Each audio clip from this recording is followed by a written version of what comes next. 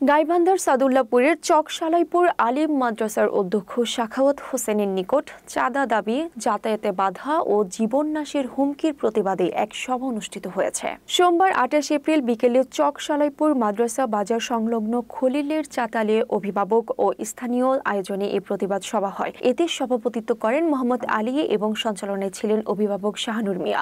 বক্তব্য রাখেন একরামুল কাজী, শহীদুল ইসলাম, সাজু মিয়া সহ অনেকে। জানা যায়, গত ১০ এপ্রিল স্থানীয় একদল দুর্বৃত্ত অধ্যক্ষকে মাদ্রাসার অফিসে অবরুদ্ধ করে ২৫ লাখ টাকা চাঁদা দাবি করে। অস্বীকৃতি জানালে তাকে হত্যার হুমকি দেওয়া হয়। 999-এ কল করে পুলিশের মাধ্যমে পরে সেনাবাহিনী তাকে উদ্ধার করে। এরপর থেকে তাকে মাদ্রাসায় ঢুকতে বাধা দেওয়া হচ্ছে এবং সুযোগ পেলে প্রাণে মারার হুমকি দেওয়া হচ্ছে।